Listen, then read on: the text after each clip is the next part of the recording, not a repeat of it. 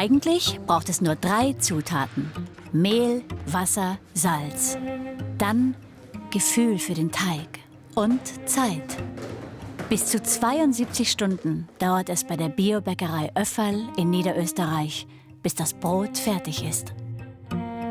Das ist ein bisschen wie Zauberei, muss man schon sagen. Also Mehl, Wasser, ganz einfach vermengen, dass das noch anfängt zu säuern und so weiter. Und die Mikroorganismen sie von selbst wissen, was tun müssen. Ja?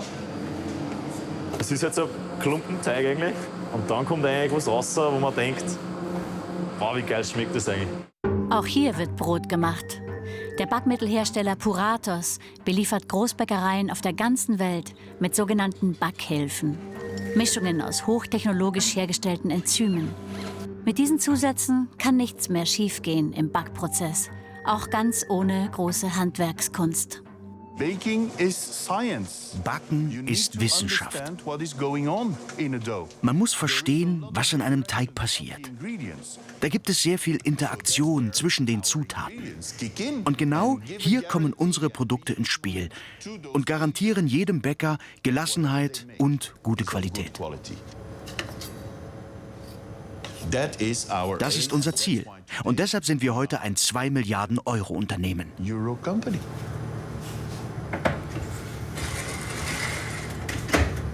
Die industrielle Brotherstellung ist abhängig von Zusatzstoffen wie der Junkie vom Gift. Das Volumen wird mit Zusatzstoffen gemacht. Der Geschmack wird durch Zusatzstoffe befördert. Der Abkühlprozess wird verkürzt durch Zusatzstoffe. Das sind hunderte Dinge, die da im Umlauf sind und die einfach eingesetzt werden und von denen wir nichts erfahren, wenn wir dann dort das Brot kaufen. Viele der Zusatzstoffe müssen nicht deklariert werden, obwohl ihre gesundheitliche Wirkung umstritten ist. Die Bäckerei Harry-Brot, Marktführer in Deutschland, 30% des Brots kommen von hier. Umsatz 1 Milliarde Euro. Verkostung von neuen Produkten mit dem Geschäftsführer. Bei mir war immer Wachstum, Wachstum, Wachstum das Ziel. Größer werden, besser werden als das Wettbewerbsumfeld, weil nur mit Innovation gelingt uns eigentlich auch unseren Erfolg zu bewahren. Holthausen gilt als Erfinder des Pre-Bake-Systems, das die Backwelt revolutioniert hat. Teiglinge werden vorgebacken und gefroren an Backshops und Supermärkte geliefert. Vor Ort wird ein zweites Mal gebacken. Indem wir ein bestimmtes Enzym einsetzen, können wir Ihr Produkt so beeinflussen, dass es nach dem zweiten Backprozess eine glänzende, toll aussehende Kruste hat. Chemische Krücken, so sagt es der Pariser Bäcker Christophe Vasseur im Film, kämen ihm nie in sein berühmtes Brot. Er möchte den Blick der Menschen auf ihr Essen verändern, sie sensibilisieren für gute Rohstoffe aus verantwortungsvollem Anbau.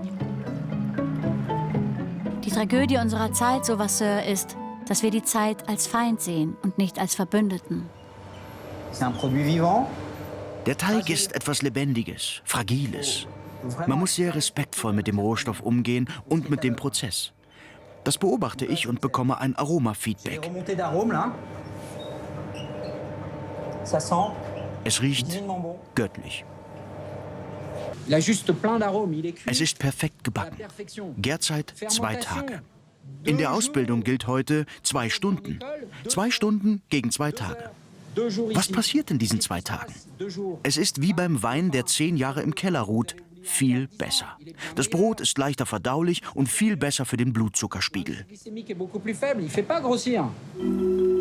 Der Dokumentarfilm Brot erzählt eindrucksvoll davon, wie unser fundamentalstes Lebensmittel immer auch unsere Gesellschaft verkörpert. Brot hat Konsequenzen. Für den, der es zu sich nimmt, für die Natur, für den Bauern. Schon auf dem Feld entscheidet sich, ob billig oder nachhaltig. Oft bestimmt heute schon die Backindustrie über die Sorten.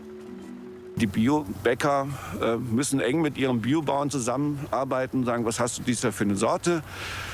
Was muss ich vielleicht mit einer anderen Sorte mischen? Also mit 2 Weizensorten zum Beispiel, um meine Backqualität hinzubekommen. Das brauchen die industriellen Bäcker nicht. Ja. Da gibt es die Charge von da und wenn das nicht passt, dann wird aus Amerika irgendwas zugekauft, das mit die Eiweißnormen erfüllen und das Ding ja, mit den entsprechenden Mischungen dazu im konventionellen Bereich gibt das fertige Brot. Es gilt als sicher, dass Weichmacher und Pestizide die menschliche Fruchtbarkeit schädigen und den Stoffwechsel massiv verändern.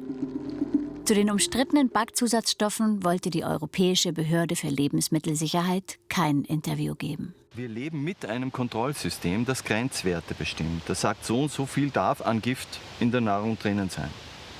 Nur was diese ganzen Kontrollsysteme nicht sagen, sind die Kreuzungseffekte, die Cocktaileffekte, die aus diesen Chemikalien entstehen. Wir nehmen ja nicht nur das Plastik aus der Verpackung zu uns, wir nehmen ja auch noch die Pestizide zu uns und viele andere Dinge, von denen wir überhaupt nichts wissen.